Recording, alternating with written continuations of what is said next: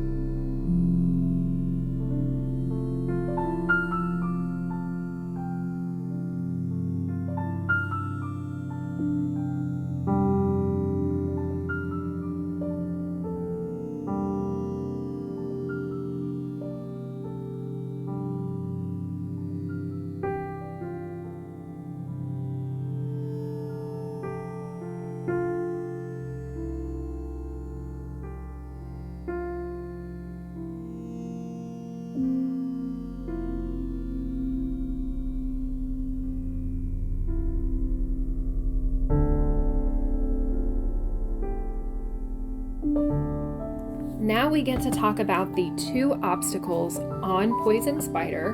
The first one is right here in the video, and this is called Waterfall. Right here where I'm pulling over is the very beginning of Waterfall, and I wanted to give the people in front of me some time to go ahead and go up this obstacle. This is the easy part of Waterfall right here. The drops are only about 1 foot to 1.5 feet, so if you've got big tires and a lift, it's going to be pretty easy for you. But this is, like I said, the easy part, and it's going to get serious real quick. And here's the view from outside the Jeep. This is that obstacle that I just went over, so you can kind of see what it looks like from outside the Jeep and get a better feel for what it actually looks like.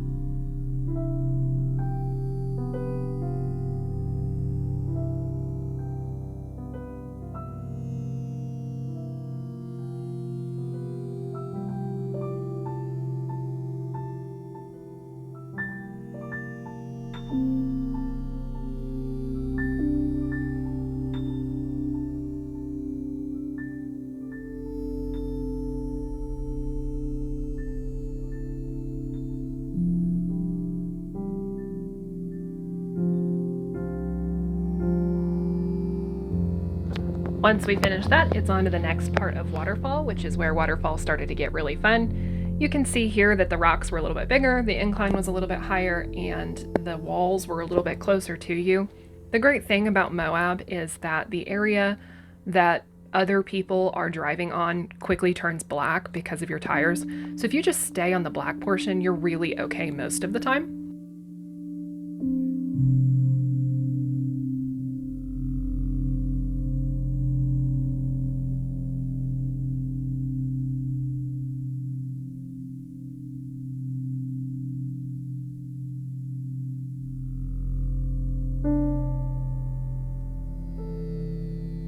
Right here, this incline I'm about to go up is one part that we really weren't sure what the best line was since there was so many black marks on the ground. So I was kind of the guinea pig on this one, and we decided to try out line number 1, which turned out to be the exact wrong line to take. I am so glad that it was me that did this, not somebody who didn't have lockers or who had smaller tires, because I ended up scraping my undercarriage on this, and if it was anybody closer to the ground, they would have been in big trouble.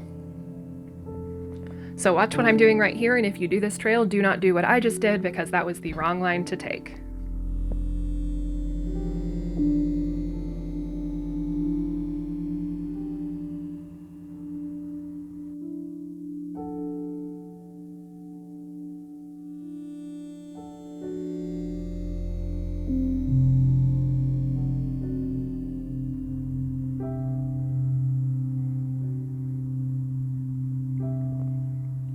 You'll notice here, everything's going fine until we make that turn. Right here, we're just kind of chugging along, not really a big deal, just some rocks. And then we make that turn to the right-hand side, and I did the exact opposite of what Ruben is doing here and got myself in kind of a sticky situation. So if you're gonna do this trail, go up the middle. It's much, much easier than it looks to go up the middle, even though there's those big dips. And follow that line that Ruben just took, and you'll be just fine.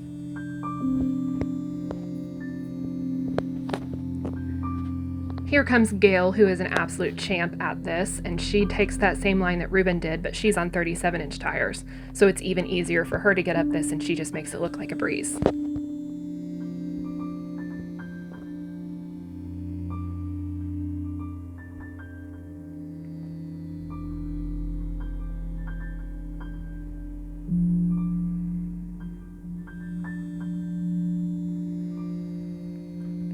This here is Christine, and she does not have lockers. I was poised and ready at the top of this so that I could winch her up if she had a hard time getting up those rocks.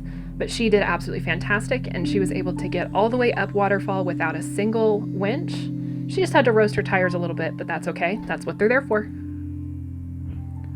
Once we completed Waterfall, we kept going, and we almost immediately came into another obstacle, which is big obstacle number 2 on Poison Spider.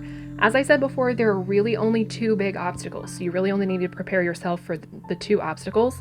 And the fantastic thing is, obstacle number 2 even has a bypass, so it is not difficult at all to finish Poison Spider, which is the reason why it's only rated a 4 to 6.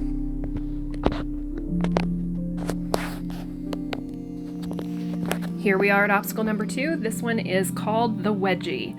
I have no idea why they named it the Wedgie. It's kind of a ridiculous name, but it was a really fun obstacle to go through.